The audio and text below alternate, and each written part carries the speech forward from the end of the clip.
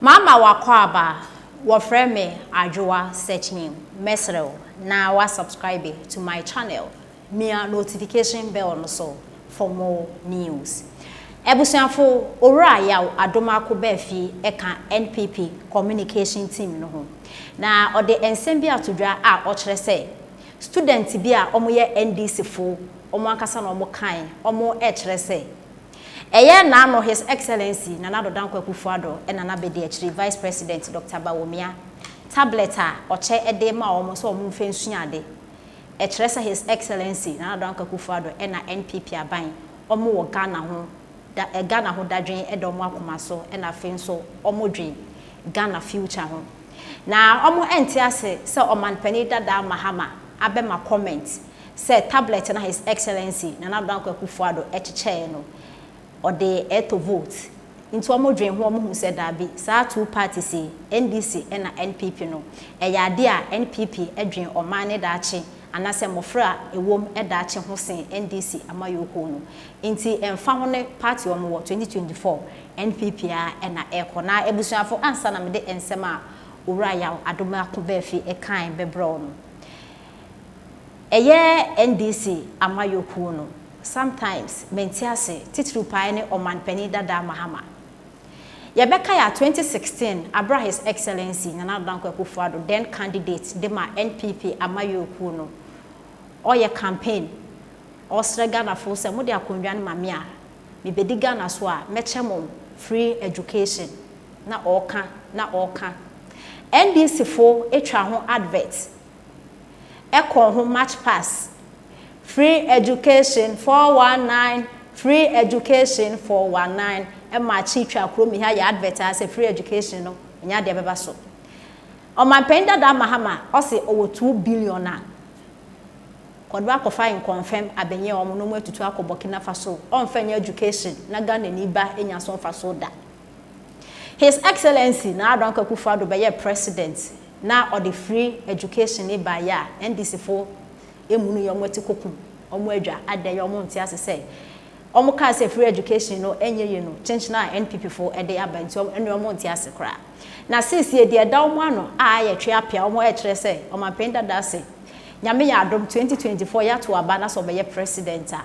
free education obe shemekina empo or the private schools ne ba be ka ho na Ghana fo bi kire se an omo penda da mahama na sometimes ayo kasa mana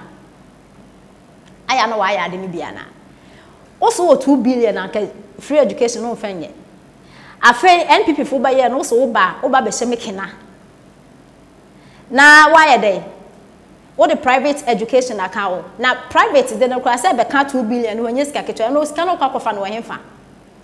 na enti say His Excellency eche tablet a o se odi to vote na omanpenda da mahama esan say internet in forget e dey sema o kan ina da ho nti 2016 ebra e ba beto aba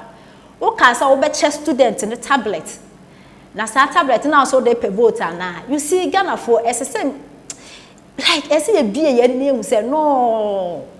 these two political parties no ba ko wo ho a omo ni suban nyem na be kan ese say wan kasa wo hu because omo ni ye bi ni sisi so enya de sisi kura odwe ho kura won ti ase now His Excellency omanpenda da mahama o ka say free education ni nyeye NDC fu na mo ka say enyeye mo se 2024 ye to aba na mamo na say 2025 mo be di Ghana so a mo be ye free education na o man penny His Excellency na Dodan Kwakufuado de free education by mo fa mo atwa ye papa 7.5 years and free education by mo fa na atwa ye ebi mo ya scholarship boy or ya rasta ye okọ achimota school okọ US akwa the first and so man penda da mahama se chinchina amofre tapo odwum wa wonti ase okay His Excellency and all the free education na bent wa tapo se na be ye bofra ne betwa ya ate ase na won so wo ba wo be ye free education no sa na man penda da mahama wona ba kire mofra na de man penda da mahama wo be free Jubilee House wo Flagstaff House wo akọ school se wo Ghana ha no mi na wan kase wa koje maka akojina board ho a kire mofra na de wo ye exams a wona be ye invigilator wona wo be hwe mofra no mo atwere exams no wan kasa wo be mark se na be ya be hu se free education na wo de ba no eye sa wonti me yan invigilator wonti me nkokire mofra na de wankasa nkokire maka nkokire mofra na de a na also free education na also wo de ba no so yes scam still mofra na ombebom NDC for no sometimes mo kasa mo tena se endwen ho a sense ma mo kan sebio ta so wansa na mo aka because NDC for no do bia na o kan say free education na yes scam last efia pokua ni show so na sempanifo no de minim sa wufudwen na wohunyansa na sempanifo mo afudwen ne de o mo nim yansa ba ko mpo almost free education na aba na ama na mofra na abon mofra ni eche se o mo hu ade mofra na o mo hwenya o mo like free education into o mo nim yansa na wo kra wan ko free education a watua school fees a wanya wutri so afudwen kra wo nim yansa nka wo ka se mofra mo ko school mo ko so yansa free education no does it change anything like free education no esesa bi enna ma na mofra ni nsua de ana asesen maybe parents so me say me tua school fees math say me ntwa because math no utwa upa meeting bi she me kra me ntwa obi nso akọ free education math onya A1 adesua wo wutrim efia pokua me ankasa me role model ose free education no obetene dua ase esua de no ehun amfa so so wo nko bi kura because adinim ne wo wutrim unimade wa abon NDC fu meyenya aso na mo yedede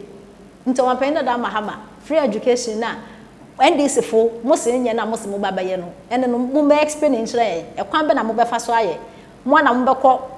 school dem akwa kire mo fra na de se na be ya omo result ne ba out na say good e be ka say ne ampa mo ko kire de na say teacher fu da de yo mo kire de na mo be kire mo brain explanation na yente ase NDC fu mo ye bio mo ye bi brutal e wo gada ha yente ense mo wura adoma ko be fi e de etuja